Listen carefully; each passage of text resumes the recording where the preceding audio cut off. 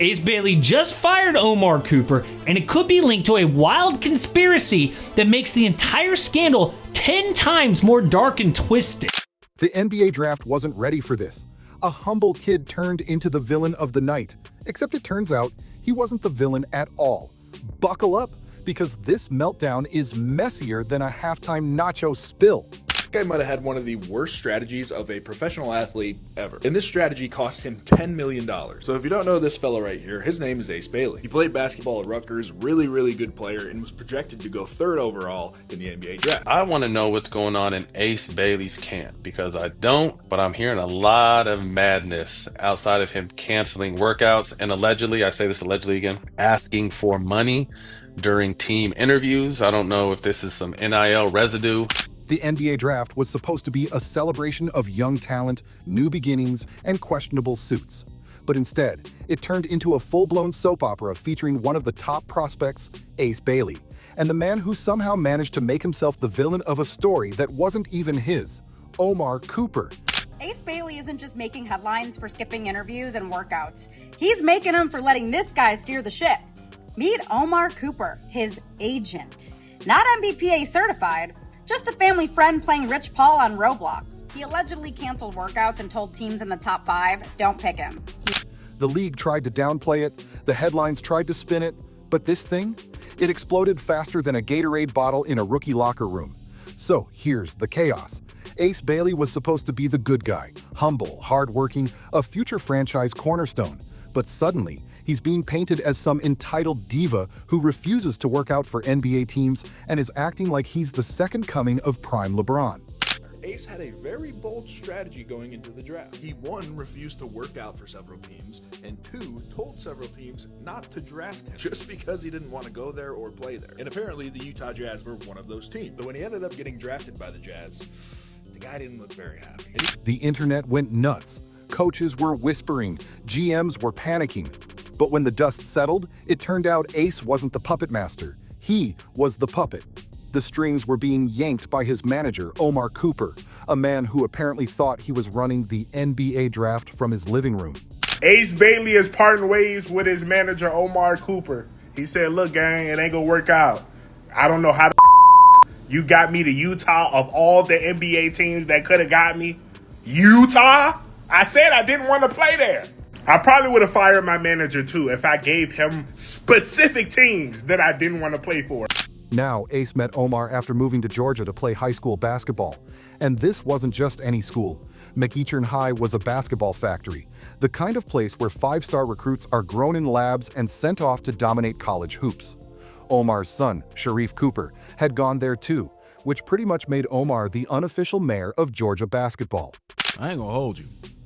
I'm scared for Ace Bailey, because to me it seems like the guy is getting nothing but bad advice. And it's all because of this brother right here, Omar Cooper, his agent. Aside from him trying to charge folks for an interview, it's crazy to see how much control he has over Bailey's professional life. But to me, I don't think anybody knows his story. Everyone needed his approval to make it to the next level. He was like the self-appointed gatekeeper between high school dreams and NBA paychecks.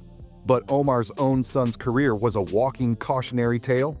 Sharif was a 5-star recruit who ended up in the NCAA's investigation dungeon over improper benefits, then left school early, tanked in the draft, and ended up playing overseas before you could even memorize his stat line. It's an upside swing. I mean, like, we can talk all we want about the flaws with Ace Bailey. He's 6'8" with a 7'1" wingspan. When he gets going, there's nothing you can do to stop Ace Bailey as a scorer. Of course, there's a reason why he's not the #1 pick or the #2 pick or 3 or 4, and he falls to 5. So naturally, this was the perfect guy to put in charge of another young player's career, because nothing says wise leadership like letting the guy who managed a crash course in bad decisions take the wheel again. Then suddenly, reports come flying in that Ace hasn't worked out for a single NBA team. Not one. Teams start calling, and his camp, aka Omar, starts canceling meetings, rescheduling workouts, and sending mixed signals like a bad ex. Imagine telling multi-billion-dollar franchises they can't sit with you.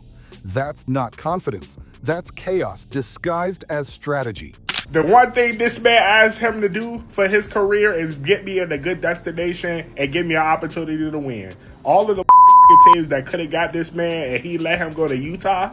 Utah? Oh, they gonna show him some love up there, all right. I don't know how Omar got the job in the first place. That's not for me to figure out. I don't give a damn.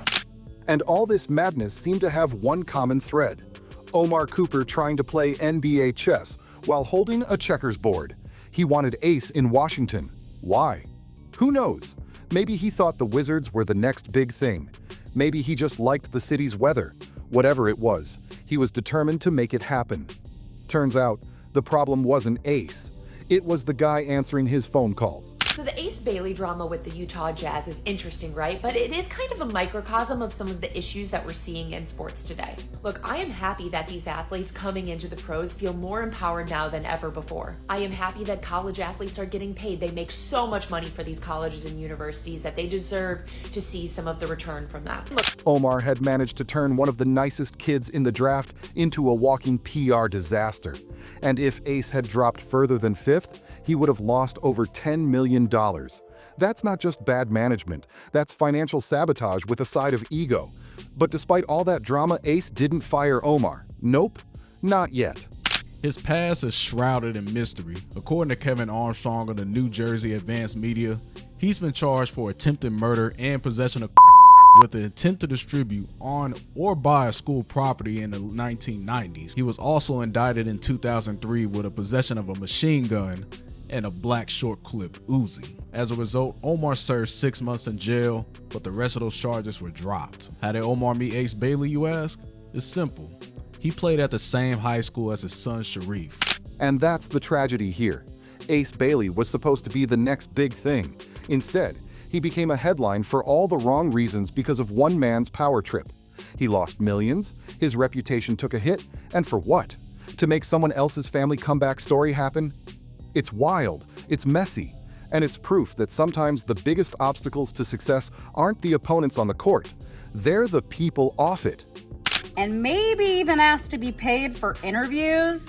Don't have confirmation on that, but the rumor's out there. And now there's this selfie video of Omar, living like a Gen Z flex king, chain swinging, Jay-Z blaring. I wouldn't trust this guy to run a lemonade stand, let alone my money or my future. Now that Ace has fired Omar, maybe he can finally start fresh and rebuild what was almost stolen from him. And if this whole saga proves anything, it's that the NBA doesn't need reality TV. It already has agents, managers, and scandals with more twists than a Kyrie Irving crossover. But here's the real question. Was this all a master plan gone wrong? Or did Omar actually pull off the biggest behind-the-scenes hustle in NBA draft history? Drop a comment with what you think happened, and don't forget to subscribe before the next scandal breaks wide open.